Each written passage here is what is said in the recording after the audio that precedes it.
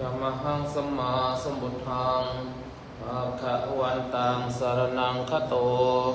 อิมินาสการะนะตังพุทธังอภิปูชยามิยะมหังสวากขาตังภะคะวตาธัมมังสรณังคัจโตอิมินาสการะนะตังธัมมังอภิปูชยามิสุปฏิปันนังสังฆังสรณังคัจโตอิมินาสการะนะตังสังฆังอภิปูชยามิอะระหังสัมมาสัมพุทโธภะคะวะพุทธังภะคะวันตังอภิวาเทมิสวากขาโตภะคะวะตานะโมธัมมังนัมสสามิสุปฏิปันโนภะคะวะโตสาวกสังโฆสังฆังนะมามิอันธรรมยังพุทธัสสะภะคะวะโตปุพพะคะมะกะรังโรมะเสโมตัสสะภะคะวะโตอะระหะโตสัมมาตัสสะนะโมตัสสะภะคะวะโตอะระหะโตสัมพุทธัสสะนะโมตัสสะโตอะระหะโตสัมมาสัมพุทธัสสะอันนมยังพุทธาภิตุติงโรมาเสโสตันตากะโตอะระหังสัมมาสัมพุทโธชาจารณะสัมปันโนสุขโตเวทุอนุตตโรปุริสะสารถิสัทธาเทวมนุสสนังพุทโธภวายุอิมังโลกังสัทเทวกังสัมมาระตังกังสัสสะมนาบรมมานิงปัจจังโนสังสยังอภิญญาสสิกตัวปเวเดสิโยธัมมังอาทิกัลยานังมัจเจกัลยานังปริโยสนากัลยานังพยัญชนะเกวาราปริปุณังปริสุทธังพระมจาริยังสิตามังหังภะคะวันตังอภิปูชยามิตามังหังภะคะวันตังนะมามิอันนมยังนัมมาภิตุติงโรมาเสโสสวะคะโตภะคะวะตาธัมโมสันติติโกวะกาลิโกเอหิปัสสิโกปนาเยโกธัมโมวินโยหิตัมมังหังธัมมังอภิปูชยามิตัมมังหังธัมมังนัมมามิอันธรรมยังสังฆาภิตุติงโรมาเสสวัสดิปันโนภะคะวะโตสาวกสังโฆชุปฏิปันโนภะคะวะโตสังโฆยายาปฏิปันโนภะคะวะโตสาวกสังโฆสามิจิติปันโนภะคะวะโตสาวกสังโฆ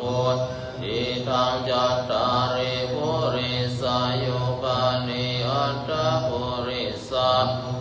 ราอิสาว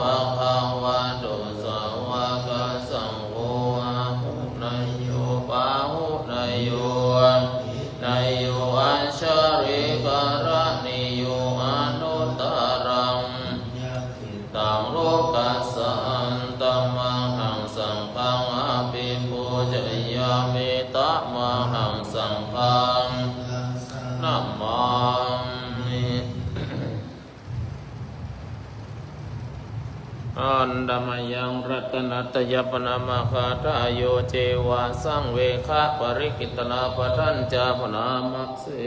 มสุสุโธการุณามหันนาโมโยมอาภารายานาโรจโนปะปุปังกินเลสังขาตาภูวันดามิพุทธังหามัมมังตังนัมโมปะทิโภวิญญาตัสสะสัตตุโนปังกัมมะตะเภทะวินนากุโลกุตโรโยจะตะทัตตะทิปโนวันดามิธัมมังอะเรนะตังสังโฆสุเขตาปยาติเขตาสัญญิโตสันโตสุขันตานุโพธโกโลลาภะหิโนวันริโยสุวันดามิฟังอาหัมมาตะเรนะตังอินจิวะเมกันตะปูชนายะกังวัตถุตายังวันดายะตาปิสังฆตังปุญญังมัมมะสมุปัฏฐังวัมมะหุนตุเวภาวะสิทธิญาอินตันตันตาคันโตโลเกอุปันโนอัตระหังสัมมาอัมโมยะเทสิโตนิยานิโกวัสสมิโกปานิโกสัมโพราภามิสุขันตภเวติโตมะยันตังตัวเอวังจานามาจาติปิตุขะจาราปิตุขะมารานัมปิตุขะโสกะริเตวะตุกะโทมานาสุปัญญาสัมปิตุขะปิเยหิสัมปโยโคปิเยหิวิปโยโคตุโคยัมปิชังพระวัติตัมปิทุขังสังคิเตนะปัจจุปัฏฐานังขันธาตุกัสสยติตังทานาขันโตเวทานุปัฏฐานังขันโตสัญญูปัฏฐานังขันโตสังขารุปัฏฐานญาณุปัฏฐานังขันโตสัมปาริญญาญาณารามโนโสภะคะวะเอวังวะโหราโสเกวิเนติเอวังราชปันนัสสะโตสังวะเขสุมาโนสัสสเนปะหุลาภวัตตเตรูปังจังเวทนานิจจสัญญานิจจสังขารานิจจวิญญาณานิจจรูปังเวทนาอนัตตสัญญาอนัตตสังขาราอนัตตวิญญาณังอนัตตสัพเพรานิจจสัพเพธัมมานัตตติเตมยโคตินามติยาจาระมราเนนะสุเกหิปาริเทเวหิทุกเขหิโทมนัสเสหิยะเสหิทุกโขดินาทุกขะปะเรตาเปวะนามิมัสสะสาธุขะขันธัสสะอันตกิริยาอาติจิราภรินิพุตตัมปิตัมภะคะวันตังอุทิสะอะระหันตังพุทธัสสะภาคารัสสัมมานะปาริยังปัมมาชิตาตัสสะเมติพรหมจาริยังจารามาภิกขุนังสิกขาสะชิวะสัมมาปันนาตังโนริยังอิมัสสะเอวารัสสะทุกขะขันธัสสะอันตกิริญาตตุเตหันนมยังตังคณิกาปัจเจเวคนาปทังนามักเสขายโยนิโสจิวารังปันติเสวามิวาเทวาสิต ตัสสะปฏิฆาตายาอุณหัสสะตยานังสัมมากัสสะวัตตะปัสสิริสัมปัสสัมภัสสะนังตยายาวะเทวะริภูวินนาปฏิจารานัตตังติสัมปะโยนิโสตังปฏิสิวามิวัฏวายนะมัทธายนะวันดานายนะวิภูสนายาสักยะสะดิติยายะปนายะเวหิสุปารติยังยานุภายะอิติปุรานัญจเวทนังปฏิหังวามินาวันจานานังนาหุงปฏิสัมมิยะตระจามิติอันนาวัชตาจามาสุวิมารุจันติวติสัมปะโยนิโสสันนังปฏิสิวามิยวะเทวะสิตัสสะตยาอุณหัสสะปฏิฆาตายานังสัมมากัสสะวัตตะปัสริสัมปัสสัมภัสสะนังปฏิฆาตายายาวะเทวะอุตุปาริสยาวินโนรนังนารมัตถังปฏิสัมปะโยนิโสลานาปัญจยะเวสัชชะปริการังปฏิสิวามิเทวะอุปันนานังไวยาปฏิฆานังเวรนานังปฏิฆาตายาปัจจปารมัตถยันติอาหุงสัมมาสัมมาวิริมิตัสสะอุรันตังวิเมฆารังรัสเสนะมารังดานาติธัมมาเวตินาจินะวะอุนินโดรันติทัสสะเตจยามังคารานิราติลิงกัมมะลาติเลกัมมาปิโยจิตัสติงโกรัมบานะยะสัพพันติสุวะโมนินโทตันติสัสสะวัติติเจยัมมังการานิราคิริกาชะวารังอติมัตตาภูตังตาวัคคิจักกัมมัสสนิวัสสุทารุนันตังเสกเวตินาชิตาวาอุนินโดตันติสัสสะชยมังการานิอุคิตากะกัมมาติหัตตะทารุนันตังนาวันติโยชนะวัฏังบุริมาลาวันตังจินนาวามุนินโดตันเตสัสสะวะตุเตจยมังการานิกัตตวันอุคิตาภะคะมาติหัตตาสุทารุนันตังราวันติโยชนะปะทังกุลิมาลาวันตังปุยสังฆตามโนชินตวาหุนินโดตันติสัสสะตุเตชะยามังการานิอุคิตกัตตวานากัตถะอุตตะเรนะตุทาวาจานังชนะกายามัจเจสันตินาโสมาวิตินาโมนินโดตันติสัสสะเตจยมังการานิ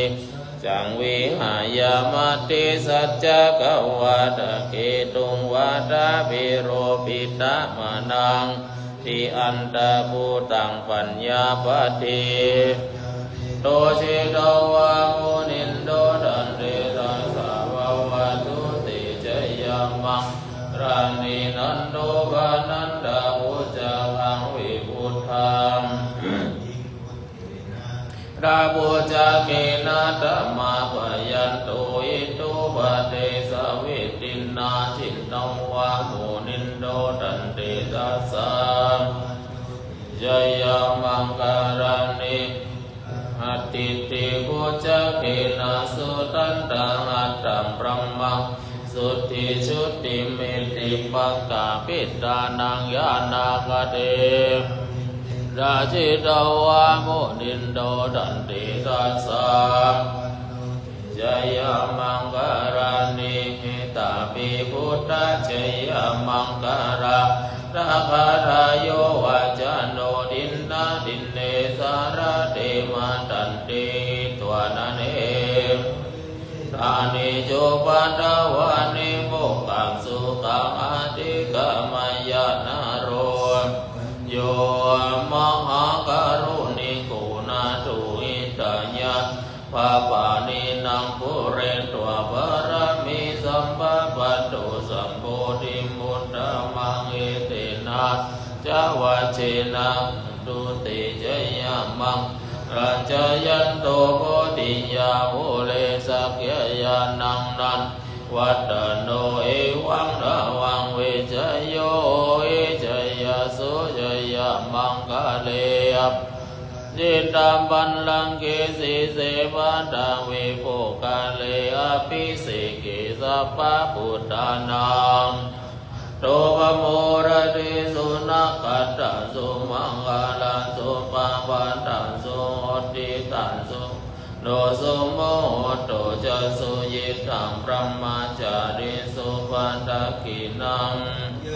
มังวัจจากัมมังปันตะกินังปันตะกินังมโนกัมมังปานิทิเตปันตะกินังปันตะกินัง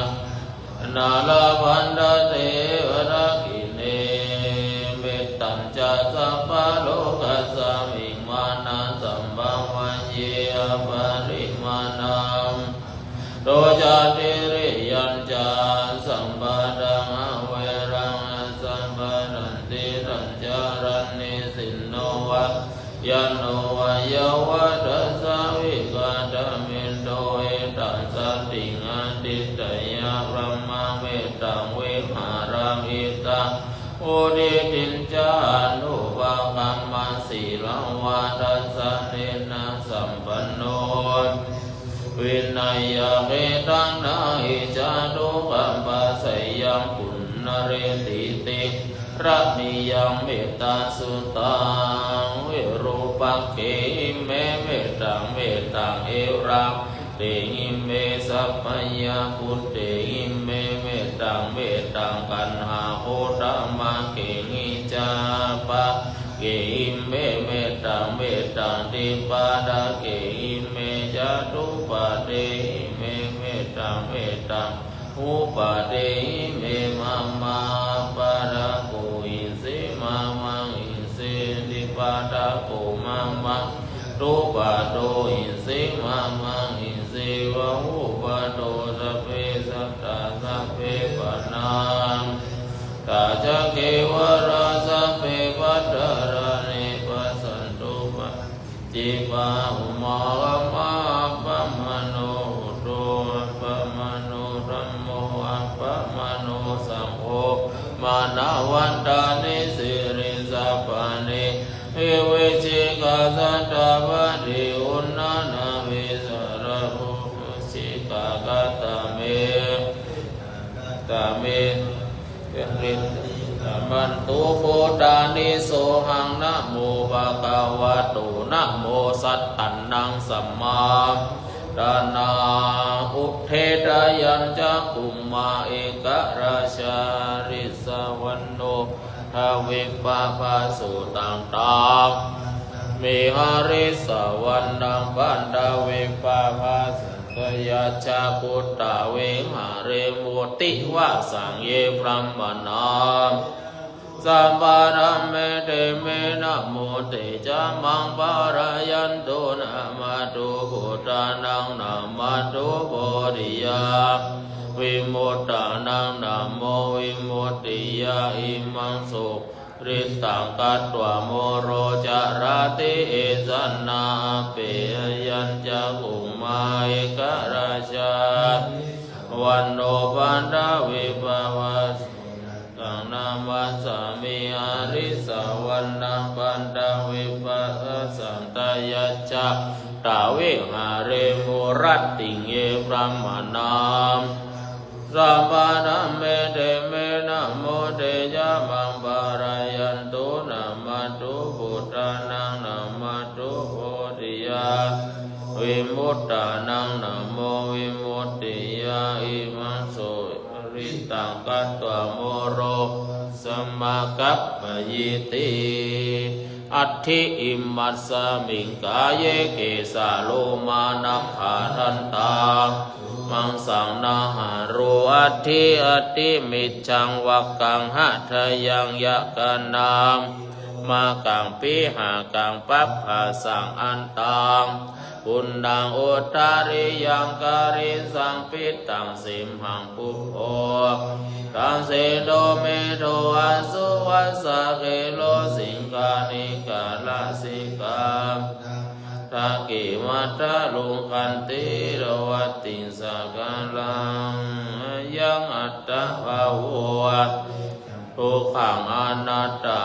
สุจิอสุวังอิมังกัมมัตตานังนับภวติอาจิรังวัฏยังกายโยอาทิเสจติจุโตอปิตาวิญญาโนวะการิงการังปัตตวิธาตุอะปุถาตุเตโชตุวายโยธาตุรูปักขันโทขันโทสัญญาขันโทสังขาระขันโทวิญญาณขันโทขันธาชัตตาปะหิตาสังขารานิจจ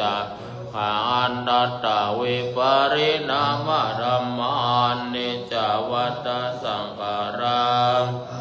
วายธรรมิโนปัสสิตวานิโรจันติเตสังอุปัสสโมสุโขมะรูปัง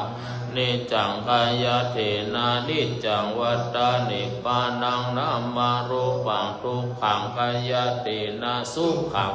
ตานิปานังนามารูปังอนัตตาอาสาระกัตเทนะสารัง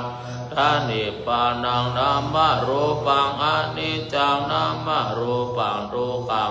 มารูปังอนัตตานิจจังวัฏฏานิปานังสุขังวัฏฏาปานังสารังวัฏฏานิปานังนิปานังธรรมังสุขังสุโขพุทธานังอุปัฏโฐธรรมเทศนาสุขาสังคัสสะสามัคคีโอคัตติโยสิทโธชะเนตัสสะมิงเยโกตปฏิชายิโนจารณะสัมปันโนโสเสโตเทวามนุเสติวัตปฏิติมาภาติจันติมาสันนโตภัตติโยติสิภัตติมโนอัตตาสัพพะมโหรันตวุตโตติติชัสสะอินตชัตตาเทวชัตตาพรหมชัตตามหาพรหมชัตตาอิสิชัตตามหาสิชัตตาอุนิชัตตาปุณิชัตตาปุริสัชชัตตามหาปุริสัชชัตตากวัตติชัตตาหาจักวัตติชัตตาทัชาตาปัจเจกพุทธชาตาอรหันตชาตาเทวิชาธารนังชาตาโลกาจาริยานังชาตาโลกาธิปติยานังชาตาเอตินะสัจจวัชเชนะอุจจันสุวัตติโหตุตุหังโสภายานังโมอุตตัสสะโมธัมมัสสะโมสังคัสสะยะทิทังอุรุสวหายา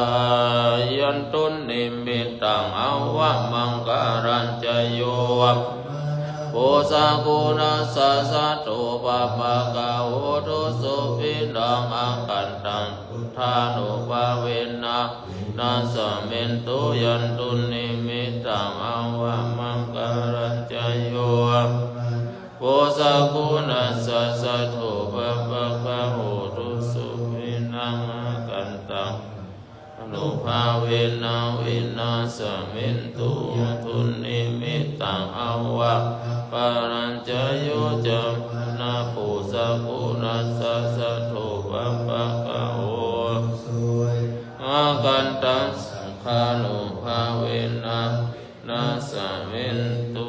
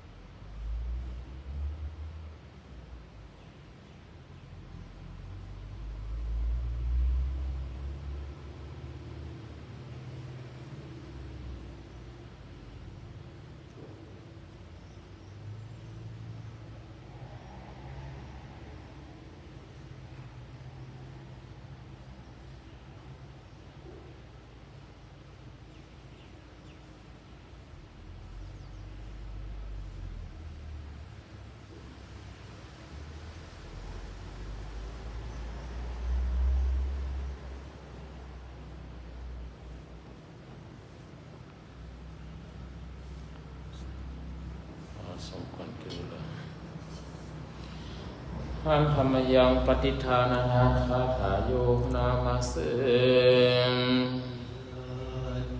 วัตตาสันติวิหารวาสินีตุเปกาเลโพธิกาเลตังหิงตังหิงตา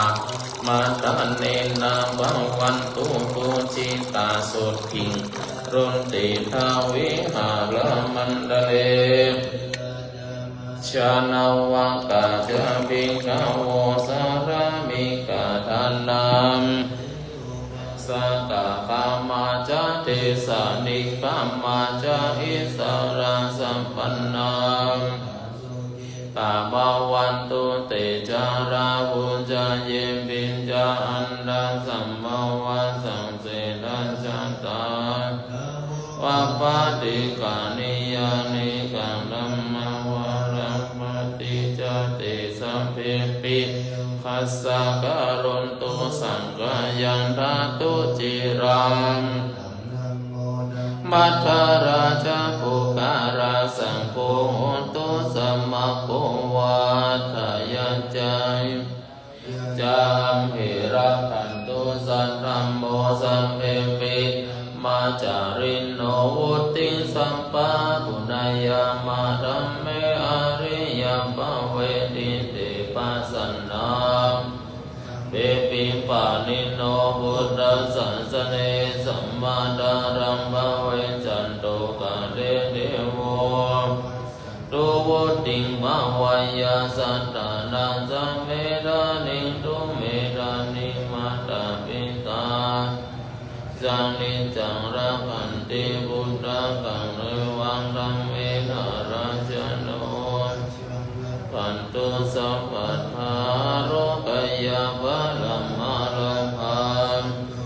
ปารมาทานังวิสัสสะปารมายันติปานังปารมังสุขัง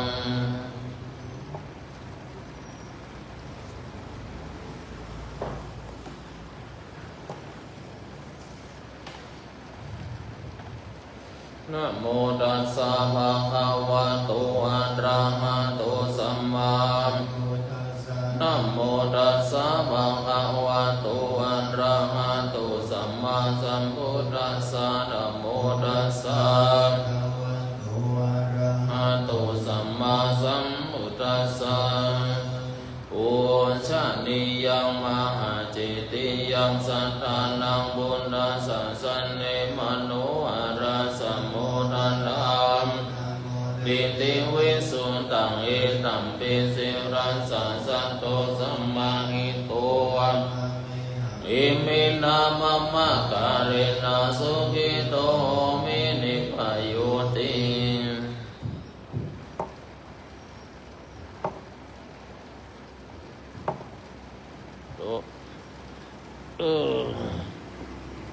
ขอมีความสุขความเจริญอยู่ร่มเย็นสุขสันต์กันทุกคนทุกคนด้วยเถิด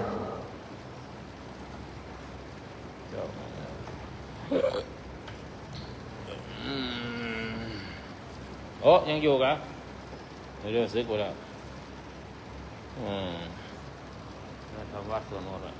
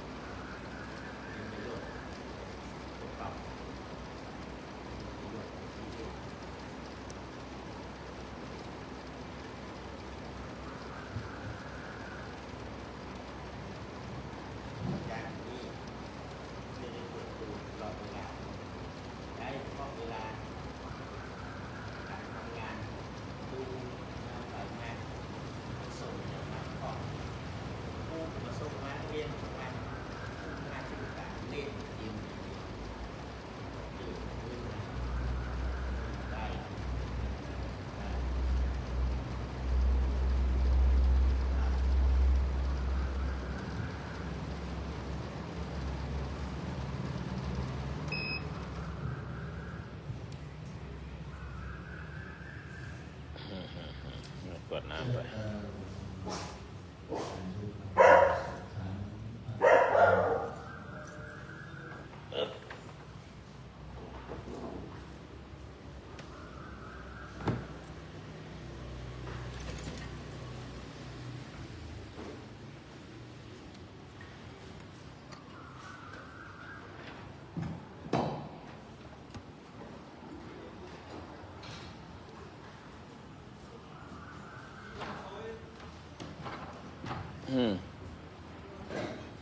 โอ้โหชี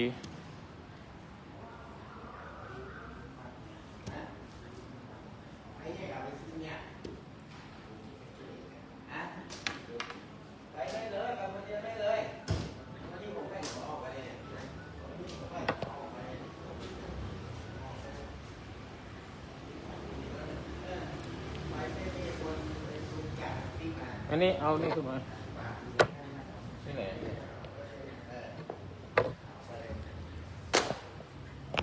เอากาว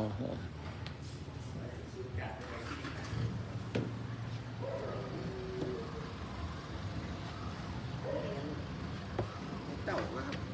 เย็นไหนก็วางไม่เต่าครับ อ้วน มาขอค่าแกะภาษีครับ จะไปลงด้วยแกะภาษี ไม่มีไหนจ่าเซ็ต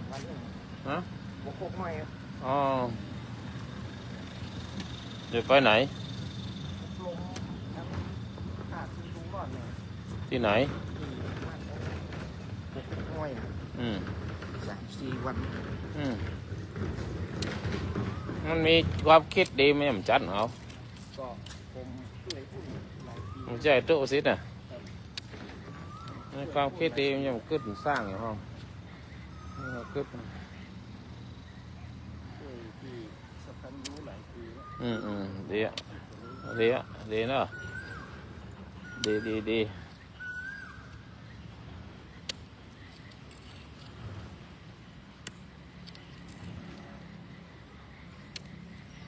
ไฟนั่นอ๋อไฟ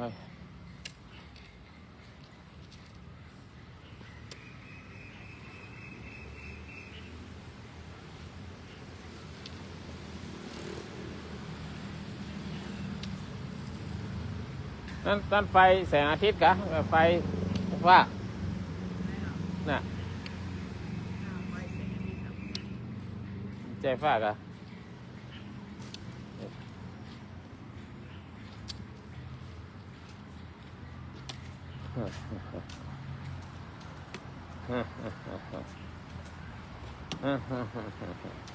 รถไล่ติด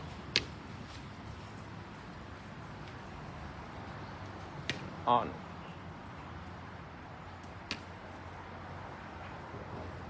ใครมีที่กรวดน้ำเชิญนะกรวดน้ำรวมกันน้ำอิมินาปุญญกรรมเมนะด้วยเดชด้วยเดชะบุญกุศลทั้งหลายที่ข้าเจ้าบำเพ็ญมาพบทุกชาติอย่างยิ่งทั้งชาตินี้และชาติที่แล้วบุญสัมมาปฏิบัติบุญมรรคในองค์8บุญทานศีลภาวนาบุญศีลสมาธิปัญญา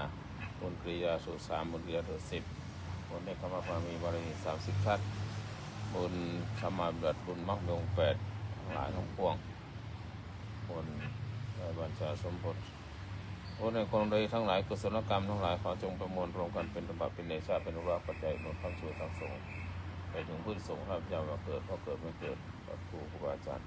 ท่านผู้มารับส่งสอนและผู้มาเกิดกล่าวข้าพเจ้านามไว้นะญาติท่านทั้งหลายที่ล่วงลับไปน้องชายกุศลทองล่วงลับไปแล้วรับส่งสอนโยมบิดาโยมมารดาโยมพ่อโยมแม่ข้าพเจ้าขอรับส่งสอน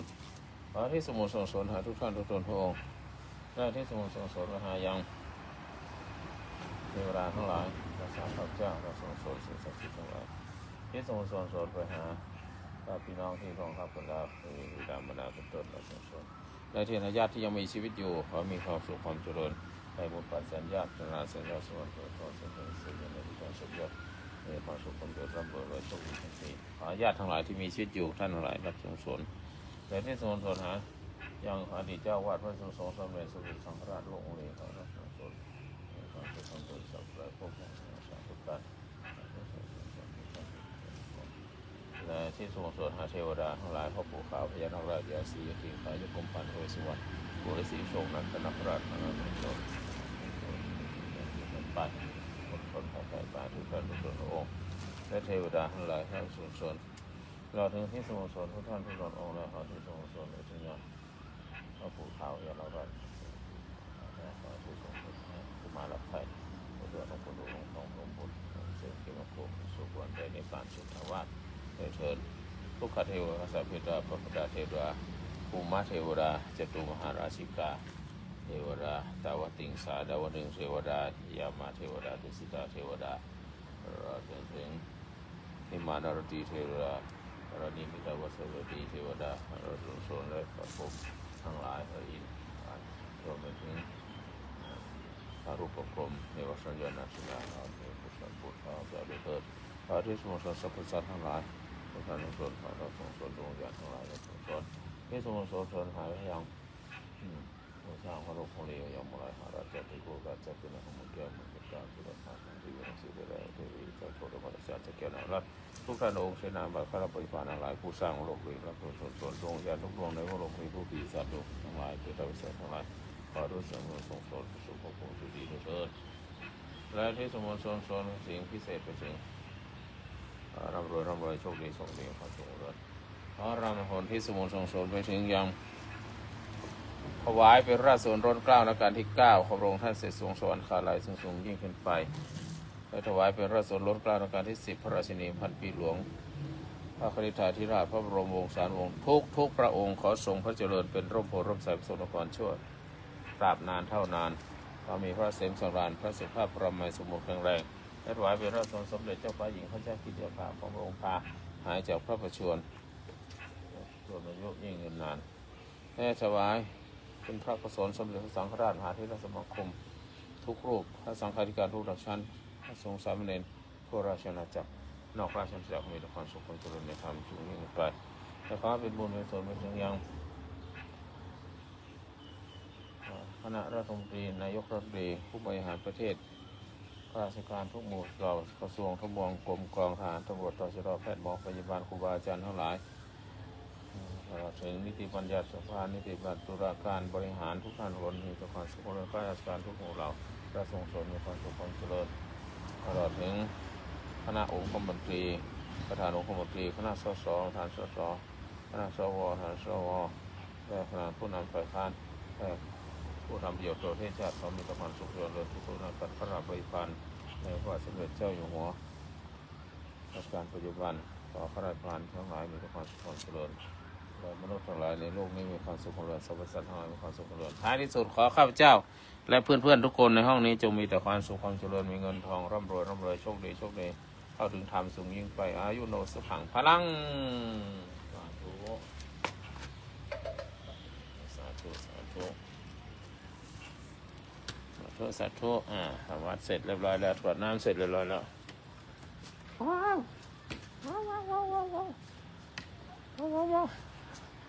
นี่กุฏิหลวงพ่อ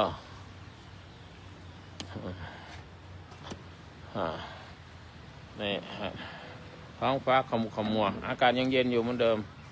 แต่ว่ามีน่าจะควันหรือหมอกหรือควันไม่รู้เนี่ยยังไม่สว่างดีครับสาธุกับพระอาจารย์ครับโอสก้าหมาชินะหมาชินะอะไรคืออะไรคุณอีทสวัสดีนะครับอามพลจะขึ้นมาคุยกันก็ได้นะคุณจุคิดอาริต้าแล้วก็คนสตังที่อาการเกษตรก็กราบนมัสการหลวงพ่อพระครูไพบูลย์ครับสวัสดีครับบรรยากาศกำลังเดินออกบิณฑบาตครับหลวงพ่อโอ้ดีที่นี่กำลังเริ่มสว่างตอนนี้จะเริ่มสว่างเช้านะครับเริ่มจะเช้าขึ้นมาแล้ว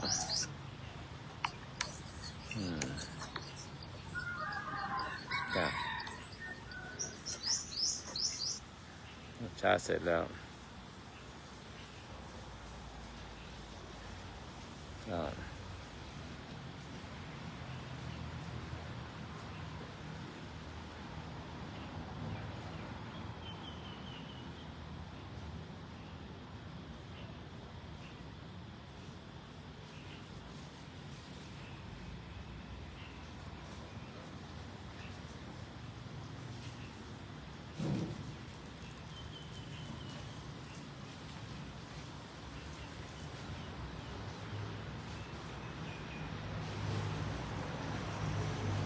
ว้าวอะไรแมวอะไรแมวไปมาเอานี้นะไปนะ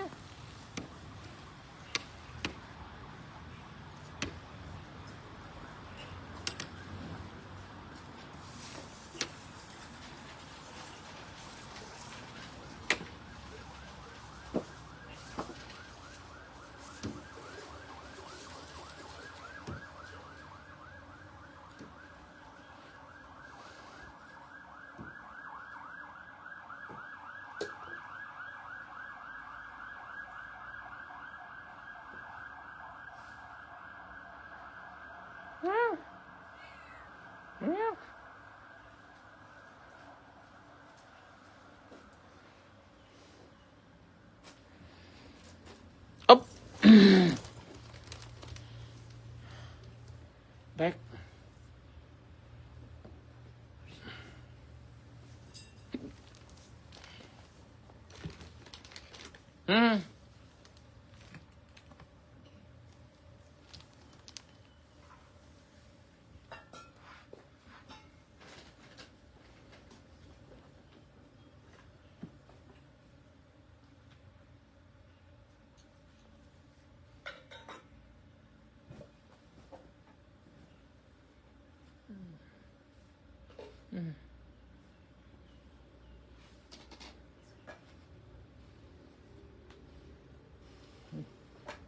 no wait it.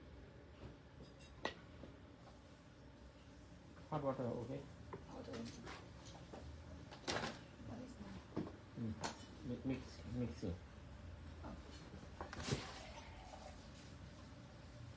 mixing eating hot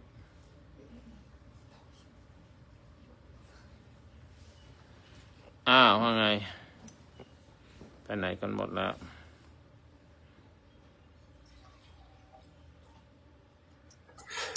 หลวงพ่อครับ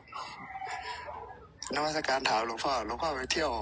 ต่างประเทศนี่คนนี่ทุกข์คล้ายๆกันไหมครับ ทุกข้อไม่มีเงินใช้ทุกข้อติดหนี้อย่างเงี้ยครับผมไม่ได้ไปเที่ยวนะผู้คนคงจะคล้ายๆกันนะครับหลวงพ่อท่านพูดผิดแล้วผมไม่ได้ไปเที่ยวนะทำอย่างเงี้ยท่านพูดนะครับหลวงพ่อครับท่านพูดผิดแล้วผมไม่ได้ไปเที่ยวนะผมไปศึกษา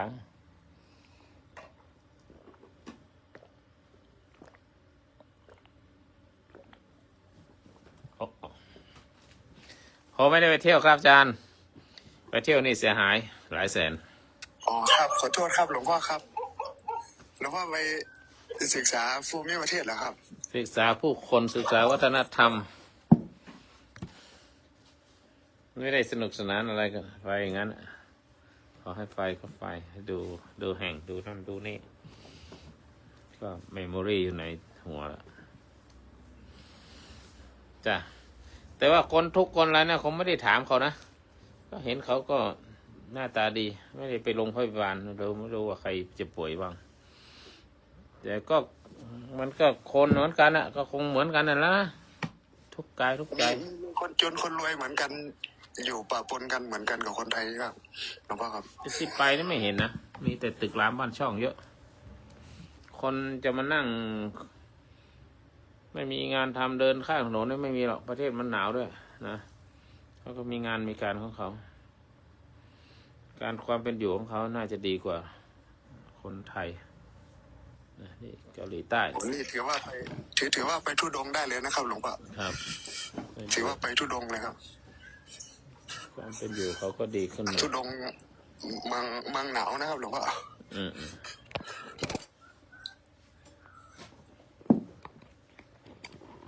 จ้ะดีครับ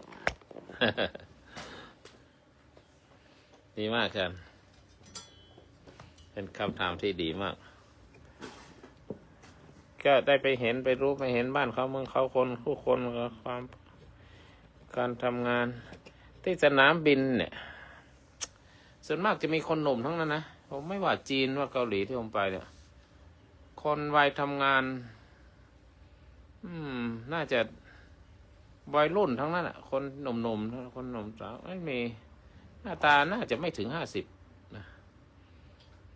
ส่วนมากเป็นคนหนุ่มเยอะทำงานคนหนุ่มสาว แต่ผิดกับเมืองไทยเราประเทศอินเดียเนี่ยคนแก่จะนั่งคือเก๋าเกมเก๋าคึกนั่งที่ตมที่อะไรต่างๆแต่ของเขานี่จะใช้คนหนุ่มเท่านั้นเลย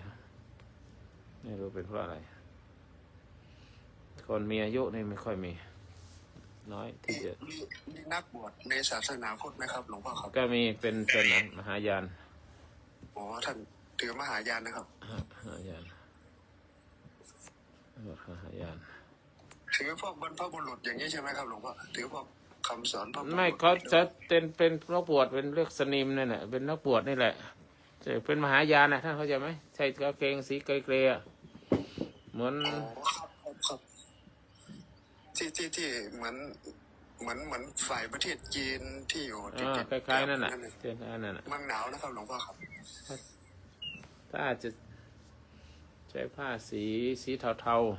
ๆเส้นกางเกงเสื้อแต่ชุดของเขาก็มีนะชุดจีวรชุดอะไรแต่ถ้าอยู่ธรรมดาเขาก็จะใช้เสื้อผ้าธรรมดาจะมีกางเกงมีเสื้อแขนกระบอก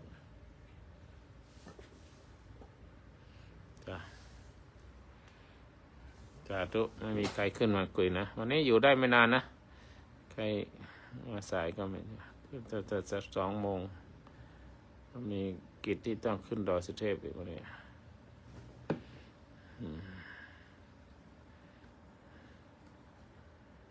แก้วการเกษตรไม่ขึ้นนะ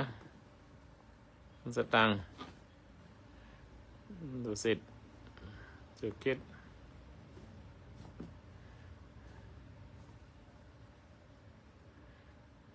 คุณแผนของน้ำปู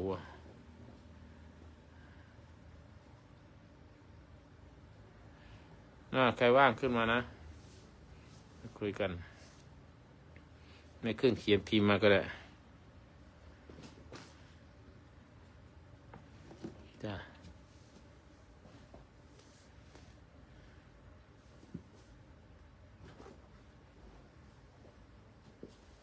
เมื่อวานวัดน้ำตาลในน้ำตาลหรือวัดอะไรวัดค่าน้ำตาลในเลือดว่าได้125จาก326ในวัน3 อาทิตย์ก่อนต้นเดือนตอนต้นเดือนไปตรวจค่าน้ำตาลเพราะลงความเห็นว่าเป็นเบาหวานเอาไปเกาหลีได้รับยาดีได้ออกกำลังกายได้เดินไปนั่นไปนี่กลับมาวัดเมื่อวานตอนเช้าเหลือ125เป็นสิ่งที่ดีวันนี้ไม่รู้จะออกมาเท่าไหร่ต้องลุ้นก่อนอันนี้คุณยุพลคุณบรรจบสุทธกิจสุทิกอะไรขึ้นมาคุยกันได้ไหมใครต้องการสนทนาธรรมการคุยธรรมะแลกเปลี่ยนความคิดเห็น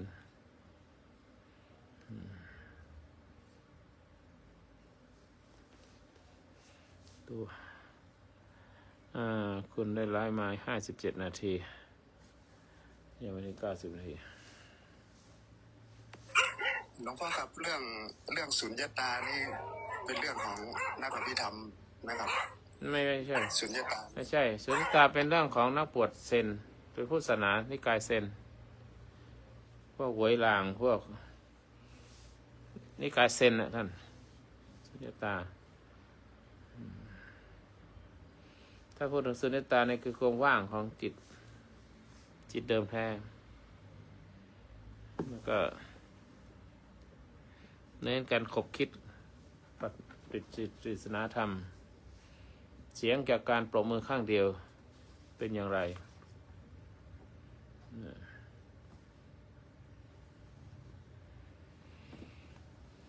สุญญตาเสียงปรบมือข้างเดียวไม่มีครับหลวงพ่อครับแต่เขามีนะเสียงปรบมือข้างเดียว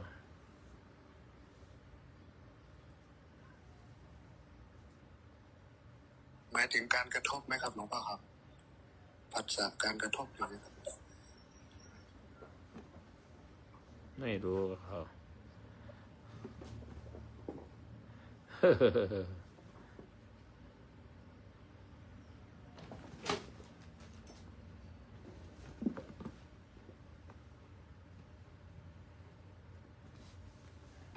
ไม่เอา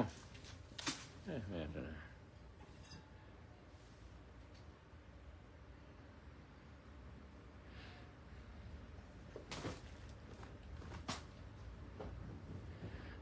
เสียงปรบมือข้างเดียวเป็นคำถามเชิงอุปมาอุปไมยคือว่าอุปมาอุปไมยที่ลึกซึ้งมากนะใช้เพื่อกระตุกใจให้คนกลับมาทบทวนว่าทุกเหตุการณ์ไม่ได้เกิดจากฝ่ายเดียวหรือฝ่ายใดฝ่ายหนึ่งต้องมีอีกฝ่ายหนึ่งจึงจะเกิดผลเพราะฉะนั้นการที่ท่านบอกว่าทำสุญญตาหรือการทำอะไรจะหลุดพ้นจากการปฏิบัติธรรมมันก็เป็นเสียงปรบมือข้างเดียวถ้าท่านไม่ลงมือปฏิบัติต้องมีจิตของเราถ้าเราจะพ้นทุกข์เราต้องปฏิบัติจึงจะสำเร็จผลนั่นคือเสียงปรบมือข้างเดียวมันไม่ดังเพราะการปฏิบัติธรรมก็เหมือนกันถ้าเราไม่ลงมือปฏิบัติมีแต่ศึกษาปริยัติอย่างเดียวก็เหมือนเสียงปรบมือข้างเดียวมันไม่ดังมันเป็นอุปมาซ้อนประมาเข้าไปนะเพราะว่ามันทุกอย่างจะสำเร็จได้ก็ต้องมีอีกข้างหนึ่งถึงจะดังการปฏิบัติธรรมก็เช่นเดียวกันจะมาฟังอย่างเดียวอ่านพระไตรปิฎกอย่างเดียวศึกษาพระพิธรรมอย่างเดียวแล้วไม่ลงมือปฏิบัติก็เป็นเสียงปรบมือข้างเดียวจึงไม่ สา สำ ธุ เร็จ เลยครับหลวงพ่อครับ ประมาณนี้ สาธุครับถ้าเหมือนมือข้างหนึ่งคือการเรียนรู้อีกข้างหนึ่งคือการปฏิบัติอย่างเงี้ยมันก็จะเกิดผลก็คือเสียงนะครับถ้าวันไหน ก็อะไรก็ ปฏิบัติ จะ สองอย่างครับสาธุครับหลวงพ่อครับ อะไรก็ตามถ้ามันเกิดอะไรก็ตามที่มันเกิดสองข้างถึงจะมีเสียงแต่เขามาพูดเสียงปรบมือข้างเดียวเขาก็เลยว่าก็คุณมีข้างเดียวคุณจะไปเสียงดังได้ยังไงนะใช่ไหมแล้วคุณศึกษาอย่างเดียวคุณไม่เคยปฏิบัติเลยแล้วคุณบอกว่าอยากจะได้ปฏิเวทมันไม่ได้นะศึกษาจนตาฉีกตาแฉะจนไตรปิฎกหมดเป็นเล่มๆแต่ไม่เคยปฏิบัติเลย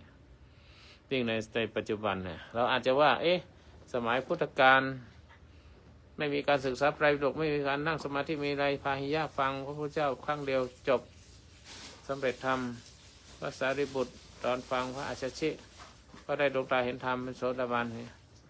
เราต้องถามว่าใครสมัยนั้นแล้วสมัยไหนเมื่อ 2,000 กว่าปีแล้วคนนั้นเป็นใครเป็นคนอินเดียคน 2,000 กว่าปีแล้วที่เราพูดกันปัจจุบันเนี่ยเป็นใครเป็นคนไทยห่างจากมาจากอินเดียกี่ร้อยกิโลพันกิโลแล้วความเป็นอยู่ของคนสมัยก่อนกับปัจจุบันเนี่ยมันต่างกันไหมแต่นั่นน่ะจะมาเทียบเคียงว่าสมัยก่อนทำไมเขาสำเร็จทำได้ตอนนี้ก็ต้องมีละอ่านศึกษาอย่างเดียวศึกษาอันนั้นอันนี้อย่างเดียวมันไม่ใช่แต่ไม่ได้ห้ามว่าไม่ศึกษานะไม่ได้จงเกลียดจงชังไม่ได้อะไรแต่เปรียบเทียบให้ดูว่าเสียงปรบมือข้างเดียวมันไม่ดังก็ประมาณนี้เป็นการใช้เตือนใจคนนะที่เอาแต่โทษผู้อื่นเวลามีปัญหามีอะไรต่างๆแล้วก็โทษว่าเป็นเพราะเขาเป็นเพราะคุณไม่เรียนเป็นเพราะคุณไม่รู้เป็นนั่นนี่แล้วเราไม่ได้มีส่วนหรือที่จะช่วยเขาถ้าเขาไม่รู้ทำไมเราไม่ดูแลเขาทำไมเราไม่ทำให้เขารู้แบบนี้เป็นต้น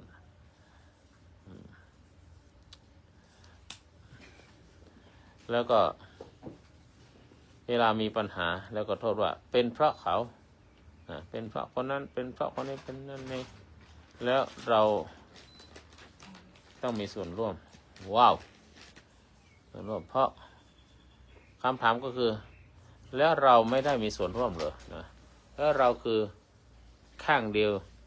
ที่ปรบมืออยู่เหรอนะแล้วเขาหรือว่า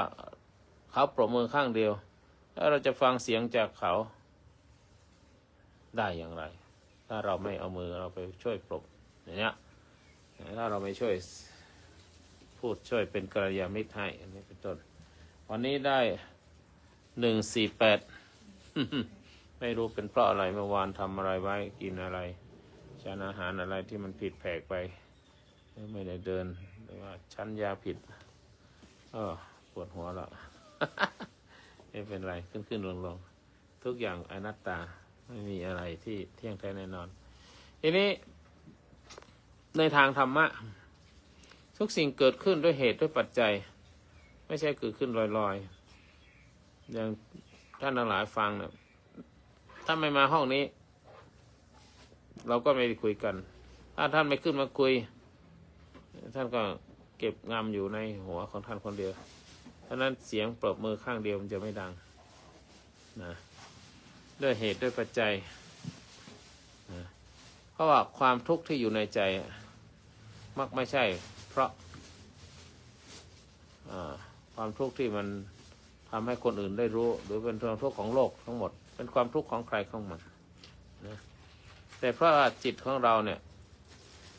ไปยึดถือโลกนี้นะเราจึงมีความทุกข์ความจริงโลกมันก็เป็นของโลกอย่างนั้นแหละนะโลกก็เป็นอย่างนั้นเป็นตามเหตุตามปัจจัยความทุกข์ที่เกิดขึ้นก็โลกที่มันเกิดขึ้นเพราะฉะนั้นถ้าไม่มีใจไปรับถ้าสิ่งต่างๆที่เกิดขึ้นรอบตัวเราถ้าใจเราไม่ไปรับรู้มันก็ไม่มีอย่างเดี๋ยวนี้มีใครคนหนึ่งอาจจะด่าครูบาก็มีโคตอยู่ที่โน่นแต่เราไม่ไปได้ยินนั่นคือเราไม่ไปรับรู้อย่างที่แถวที่ครูบาฮอตอยู่มีใครด่าหรือว่าที่เชียงใหม่ด่าครูบาฮอตไม่ได้ยินก็ครูบาฮอตไม่ได้ไปรับรู้โลกนั่นแหละสิ่งต่างๆมันเกิดขึ้นด้วยเหตุด้วยปัจจัยไม่ใช่มีแต่สิ่งนี้อย่างเดียวนะ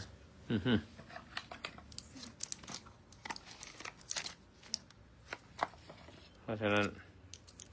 การเกิดขึ้นทั้งหลายทั้งปวงมีเป็นเหตุเป็นปัจจัยเพราะฉะนั้นเสียงปรบมือข้างเดียวมันไม่ดังก็จริงแต่เป็นอุทาหรณ์ให้รู้ว่าจะต้องมีตัวสอดรับก็คือถ้าใจเราไม่ไปรับมันก็ไม่เกิดขึ้นเสียงก็คือเสียงถ้าไม่มีหูเราไปสนใจเสียงมันก็ดังอยู่ตรงนั้นถ้าเราอยู่ไกลมันก็ไม่ได้ยินถ้าอยู่ใกล้ตามเหตุปัจจัยของมันก็ได้ยินโลกจะทำอะไรกับเราไม่ได้นะถ้าเราไม่เอาใจไปรับแต่ที่โลกทำอะไรให้เราได้เพราะเรามีใจเราได้ยินมีเรายึดมั่นว่าเราได้ยินเราได้เห็น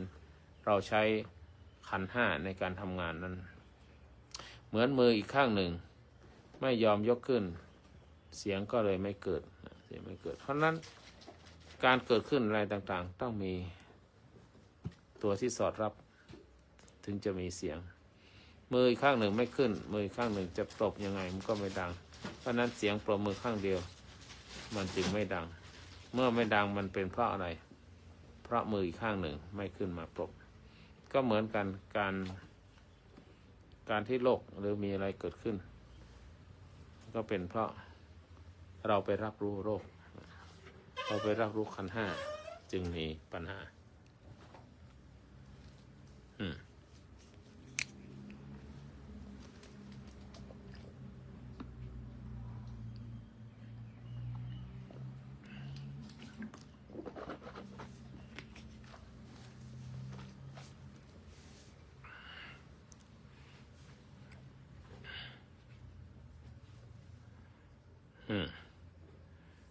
เรคคอร์ดเราไม่มาเลยพูดไป2 ประโยค 3 ประโยคแล้วเชิญนะใครมีความประสงค์จะขึ้นมาคุยกันเพราะนั้นคำตอบในทางพระพุทธศาสนาเนี่ยการปรบมือข้างเดียวไม่มีเสียงงั้นในศาสนาเซนเขาจะถือว่าเสียงปรบมือข้างเดียวเขาเป็นปริศนาธรรมก็หมายความว่าไม่มีสิ่งใดที่เกิดขึ้นโดยไม่มีเหตุมีปัจจัย ถ้าไม่มีเหตุร่วม ก็ไม่มี เพราะฉะนั้นเสียงปรบมือข้างเดียวจึงไม่ดังเพราะไม่มีเหตุร่วมปรบแต่ถ้ามีเนี่ยมีเสียงดังเพราะมันมีความในข้างซ้ายเหตุการณ์อะไรต่างๆก็ตามที่เกิดขึ้นในโลกนี้นะถ้าไม่เอาใจไปใส่มันก็เกิดขึ้นของมันพระอาทิตย์ขึ้นทางทิศตะวันออกถ้าเราไม่ได้มองไม่ได้ใส่ใจไม่สนใจเราก็ไม่รู้พระอาทิตย์ขึ้นแต่ถ้าเราใส่ใจอ๋อพระอาทิตย์ขึ้นแล้วเหรออ๋อยังไม่ขึ้นเหรอนั่นคือเราไปผัสสะเราเกิดขึ้นถ้าผัสสะเกิดขึ้นเมื่อไหร่ขันธ์ห้าทำงานเมื่อไหร่นั่นแหละขันธ์ห้าทำงานแล้วจิตเราไปรับรู้นั่นคือเสียงจะเกิดขึ้นทันทีกิเลสเกิดขึ้นเพราะอะไรเพราะอารมณ์มากระทบจิตไม่ได้ตั้งมั่นถ้าจิตตั้งมั่นความโกรธก็ไม่เกิดขึ้นถ้าจิตตั้งมั่นดีๆใครมาด่าอ๋อเสียงด่าอ๋อเหรอด่าก็คือด่ารู้แล้วด่าแต่ถ้าจิตไม่ตั้งมั่นด่ามาเลยก็ตัดต่อไปเนี่ยนั้นกิเลสเนี่ยจะเกิดขึ้นก็ต่อเมื่ออารมณ์มากระทบเมื่อจิตไม่ตั้งมั่นจิตไม่มีสติความทุกข์ที่เกิดขึ้นก็เพราะว่ามีการยึดหากเราไม่ยึดมันก็ไม่ทุกข์ทุกข์เกิดเพราะว่าเรายึดไงทำไมคนต้องเรียกชื่อกันก็เพราะว่าเขาจำจดเจาะจงกับคนคนนั้นถ้าพูดมาลอยๆเนี่ยคนโง่หรือคนโง่เงี้ยมาอยู่กันในห้อง3 คนนี้นะก็ไม่มีใครที่จะเจ็บเดือดเนื้อร้อนใจเพราะไม่ได้ยึดถ้าไปเจาะจงว่าพระอาจารย์ฮอตโง่เงี้ยก้าวนี่มาเจาะจงเลยก็เกิดตัวเราขึ้นมาเนี่ยเสียงก็เลยเกิดขึ้นเสียงในที่นี้ก็คือในการพูดครั้งนั้นน่ะผู้พูดกับผู้ฟังรับรู้กันแต่ถ้าผู้พูดกับผู้ฟังไม่รับรู้กันเสียงก็ไม่เกิดขึ้นเสียงคือความหมายในการพูดทั้งนั้นเสียงนั้นเกิดขึ้นอยู่แล้วนะแต่ว่าการที่ว่าปรบมือข้างเดียวเสียงคือการปรบมือข้างเดียวคือผู้พูดอย่างเดียวแล้วผู้ฟังไม่ได้รับรู้ก็จะไม่เกิดผลเหมือนกับเสียงข้างเดียวนะดังนั้นทั้ง2 อย่างต้องไปด้วยกัน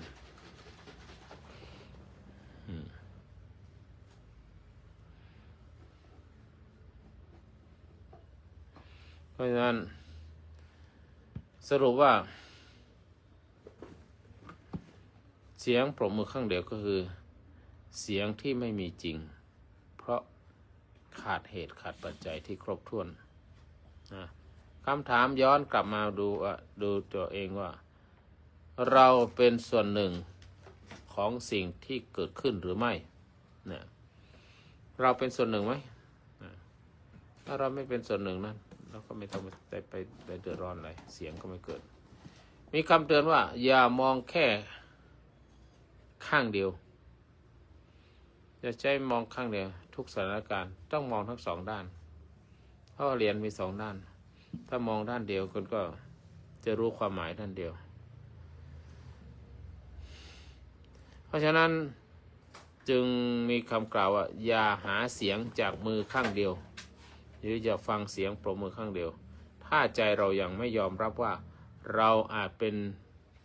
มืออีกข้างหนึ่งของปัญหาลูกไม่ดีอย่างเงี้ยลูกไม่ดีนั่นปรบมือข้างเดียวเสียงจากข้างเดียวเราไปด่าลูกไม่ดีเราต้องดูว่าลูกไม่ดีเพราะอะไรพ่อแม่ได้สั่งสอนไหมหรือพ่อไม่ได้เข้มงวดไหมถ้าทั้ง2 ฝ่ายซึ่งกันและกันถึงพ่อแม่สั่งสอนแต่ลูกฟังไหมลูกไม่ฟังอีกก็ปรบมือไม่ดังนั้นปรบเสียงข้างเดียวก็คืออันใดอันหนึ่งที่มันเกิดขึ้นข้างเดียวแต่อีกข้างหนึ่งไม่ยอมมากระทบหรือมารับฟังหรือภาษานั้นไม่เกิดขึ้นมันจึงไม่มีเสียงนี่คือลักษณะประมาณนี้เสียงปรบมือข้างเดียวอ้าวสาธุเจริญพรคุณนินทรขึ้นมาแล้วกราบนมัสการหลวงพ่อค่ะกราบนมัสการพระอาจารย์ ท่านได้ฟังไหมเสียงปรบมือข้างเดียวบันทึกแล้วค่ะอาจารย์โอ้มันต้องตัดเป็นท่อนๆนะบางครั้งมันขาดไปค่ะเข้าใจดีไหมฮะได้มา2 คืนค่ะอาจารย์ เข้าใจไหมเสียงปรบมือข้างเดียวเนี่ย เข้าใจค่ะ เป็นมากน้อยขนาดไหน ก็ปรบมือข้างเดียวมันไม่ดังอะค่ะอาจารย์ อ่ะ ถ้าองค์ประกอบไม่ครบมันก็ไม่ดัง แต่ถ้าองค์ประกอบครบก็ดังค่ะอาจารย์ นั่นแหละ อย่างเช่น ว่าปฏิบัติธรรมทำไมไม่เข้าถึงธรรมสักทีอ้าวนั่นแหละเสียงปรบมือข้างเดียว ถ้าคุณไม่ปฏิบัติไง ถ้าคุณปฏิบัติเขาก็จะเข้าถึงธรรมนั่นแหละเสียงปรบมือสองข้างเข้าใจไหมนั่นแหละถึงว่าเสียงปรบมือข้างเดียวมันเป็นปริศนาธรรมคือก็แน่นอนล่ะ มันเป็นของคู่กันนะปริยัติกับปฏิบัติจึงจะเกิดปฏิเวทในจะถามหาปฏิเวทแต่ไม่มีปฏิบัติเนี่ยท่านบอกว่าแต่ศึกษาธรรมมาเป็นปีๆ2-3 ปียังไงทำไมมีความโลภเหมือนเดิมอ้าวก็คุณไม่ได้ปฏิบัตินะอันนี้เป็นต้นจะอ่านพระไตรปิฎกอ่านอภิธรรมอ่านอะไรมามากก็เข้าใจแจ่มแจ้งเลยแต่ไม่น้อมนำมาปฏิบัตินะในการเกิดดับของรูปของนามก็ตามในการเกิดดับของกิเลสเข้ามาตอนไหนกิเลสมันเกิดมันดับรู้อย่างมันเกิดมันดับอย่างไรเนี่ยก็อยู่ที่การปฏิบัติวันนี้ขึ้นมา148คุณโยมวิเคราะห์หน่อยน้ำตาลว่าก็ไม่ยากเลยก็ อย่างแรกก็คือท่านฉันมากกว่าตอนที่ไปเกาหลี เหรอสงสัยต้องลดแล้วทีนี้การเว้นระยะการเว้นระยะการกินนะคะอาจารย์ลองรู้แล้วตอนที่ไปเกาหลีเนี่ยเราไม่ฉันอะไรเลยหลังจากคือหลังจากที่ฉันเพลเสร็จ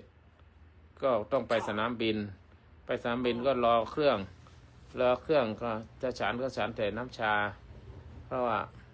มันหมดเวลาฉันแล้วอาหารอะไรต่างๆคือหลังเพลเสร็จนมเดิมอะไรมันก็หายากมันไม่ได้ชงข้อของอยู่ในกระเป๋าหมดแล้วก็เลยตั้งแต่เพลนั่นน่ะมาจนถึงตอนเช้าเธอคิดดูก็เลยวัดได้125สาธุค่ะนั่นแหละค่ะอาจารย์เพราะว่าช่วงระยะเวลาเนี่ยมันช่วยได้อีกอย่างหนึ่งก็คือท่านอยู่ที่เนี่ยท่านฉันเวลาท่านฉันเข้าไปอย่างเงี้ยใช่ไหมคะสารอาหารเนี่ยมันไม่ได้ใช้หมดอะค่ะอาจารย์มันก็เลยเหลืออยู่ในกระแสเลือดมันก็เลยวัดออกมามันก็เลยน้ำตาลก็เลยขึ้นทีนี้ท่านก็เอาประสบการณ์ถ้าให้โยมแนะนำก็ให้เอาประสบการณ์จากการที่เดินทางว่าทำไมค่าน้ำตาลมันลดลงเป็นค่าปกติได้125ถือว่าเป็นอะไรที่ดีมากๆเลยค่ะท่านก็จะเป๊ะๆแต่ท่านไม่ได้อดด้วยไงท่านก็ยังฉันตามปกติคือการฉันเยอะฉันมากฉันน้อยเนี่ยเป็นเรื่องไม่ได้ส่งผลเท่าไหร่แต่การส่งผลก็คือว่าเรากินจุกจิกนะคะแล้วก็เว้นระยะการกินไม่ดีก็เลยทำให้น้ำตาลมันค้างตึงอยู่ที่กระแสเลือดอย่างเงี้ยค่ะจ๊ะเมื่อวานก็ไม่กินแล้วนะก็ฉันโปรตีนที่ชงตอน5 โมง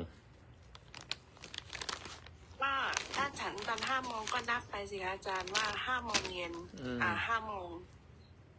ตึกสุดท้ายอาจารย์คำสุดท้ายที่กลืนลงท้องก็นับไปเลยค่ะที่จริงแล้วมันจะต้อง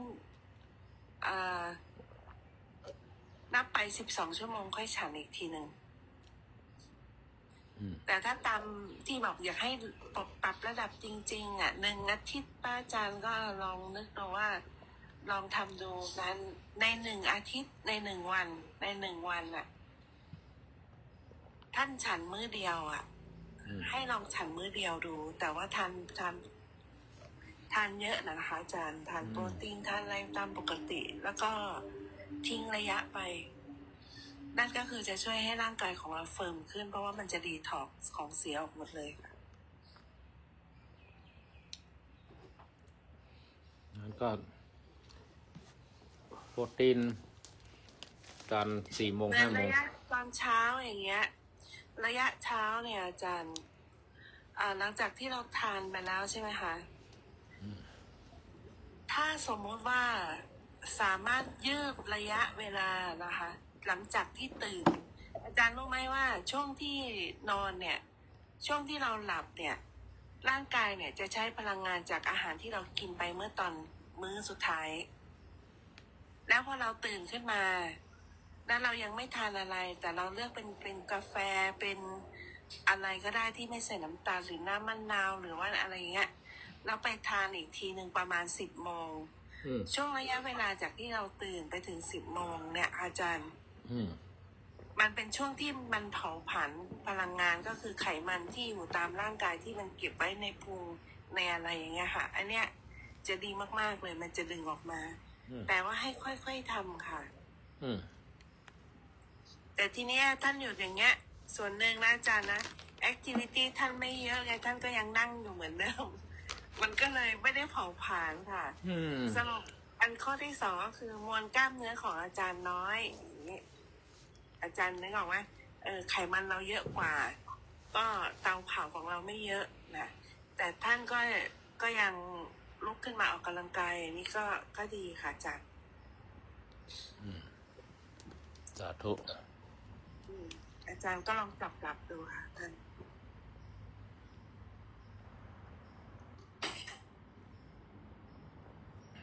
เหมือนถ้าให้โยมแนะนำตอนนี้ก็ชันแล้วชันบอดี้คีแล้วตอนเช้าเนี่ยหนูจะแนะนำเลยว่าให้ยืดหลังจากที่ท่านตรวจน้ำตาลแล้วเนี่ยลองไปฉันตอน8 โมงได้ไหมยืดออกไปอีกนิดนึงค่ะมันก็ต้องฉันอยู่ดีวันเนี้ยเข้ามาเอาวันนี้ไปตรวจพรุ่งนี้ไม่ใช่เหรอ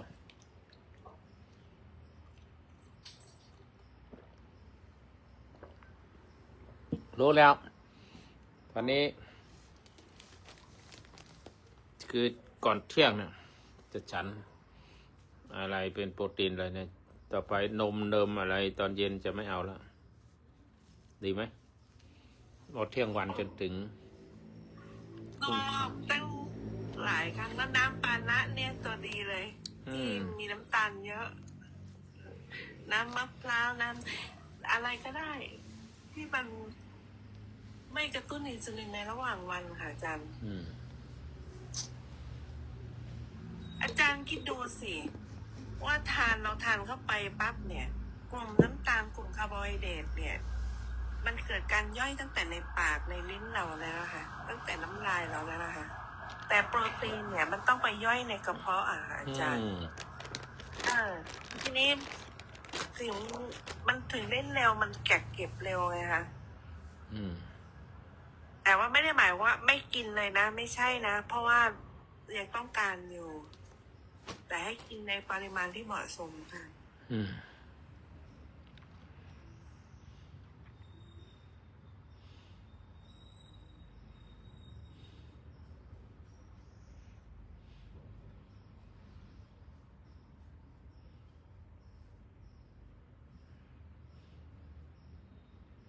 ความคิดเห็นบางส่วนในไลฟ์นี้ถูกกรองออกไปเพื่อปกป้องประสบการณ์ชุมชน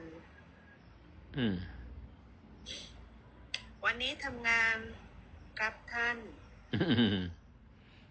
ฟลุกไม่ยอมที่ญี่ปุ่นเวลาจะเร็วกว่าไทยญี่ปุ่นนะอยู่เดี๋ยวแถวไหนฟลุกลองพิมพ์มาหน่อยเดี๋ยวจะไปญี่ปุ่นทริปต่อไปแต่ญี่ปุ่นนี่จะแพงกว่าเกาหลีนะครับว่านะไม่ก็เกาหลีต้องถามผู้อุปการะในเราไม่มี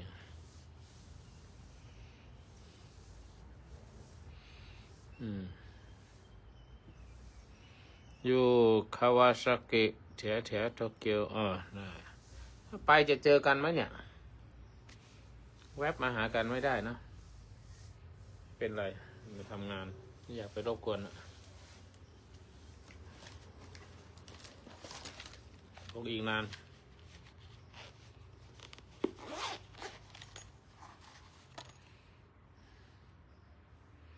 ญี่ปุ่นคือประเทศหนึ่งที่อยากเก็บไปดูผู้คนญี่ปุ่นคนญี่ปุ่นเนี่ยเขามีระเบียบนะได้ยินว่างั้นเหตุดี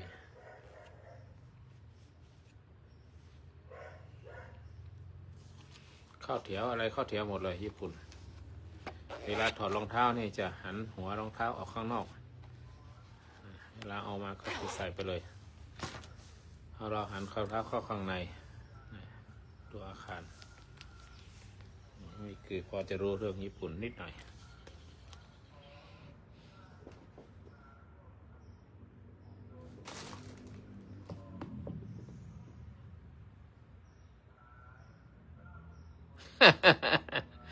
มาหาที่เชียงใหม่ไม่รู้ใครจะหาใครก่อนนะดูนะแน่เดี๋ยวเราพรรษาจะไปทอดกฐินวัดไทยที่ญี่ปุ่นก็ได้เดี๋ยวดูก่อน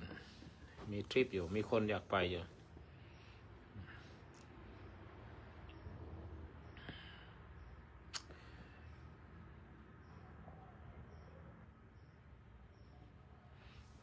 เอาหัวข้ออะไรขึ้นมาคุยกันเนี่ยแก้การเกษตรขึ้นมาดิเห็นเดินแต่เช้าเนี่ย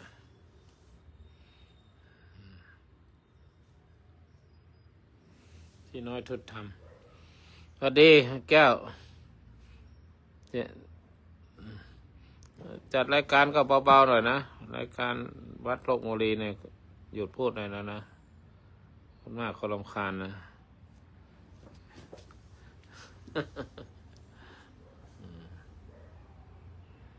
สาธุก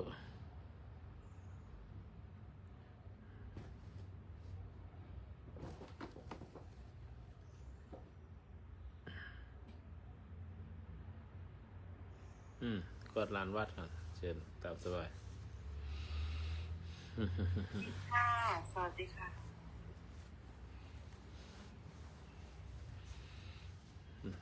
ตอนนี้อยู่วัดคุณแก้วอย่าลืมไปเปิดฟังคลิปของหลวงพ่อนะคะเอาอยู่ไกลเกินแล้ว อยู่โน่นคลิปหลังๆนี้ของหลวงพ่อนี่ดีมากๆเลยค่ะโดยเฉพาะคลิปที่2 อันหลังนะเพราะว่าโดยมากแล้วเวลาเราสนทนาบนห้องธรรมะเนี่ยเป็นการมองส่งจิตออกนอกนะคะในขณะที่เรากำลังคุยอะไรอย่างเงี้ยถ้าไม่กำหนดนะคะถ้าไม่กำหนดคือจริงๆแล้วในระยะเวลาที่เราฝึกเนี่ยมันต้องกำหนดแต่ว่าส่วนมากเราจะเผลอโยมก็เผลอบ่อยพอเผลอปั๊บก็จะคุยไปในนอกกรอบที่ตั้งใจไว้อย่างเงี้ยค่ะอาจารย์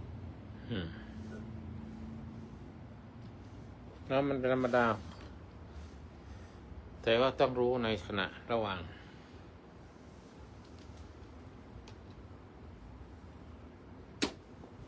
แต่ถ้ารู้ทุกประโยคก็ยิ่งดีเนี่ยเห็นว่าพระอาจารย์หรือครูบาอาจารย์ผู้คงแก่เรียนท่านจะพูดช้าๆนั่นคือท่านกำหนดในการเทศการพูดอะไรต่างๆที่ช้าๆเนิ่มๆท่านกำหนดจิตในการพูดบางทีกันกรองออกมาแล้วพูด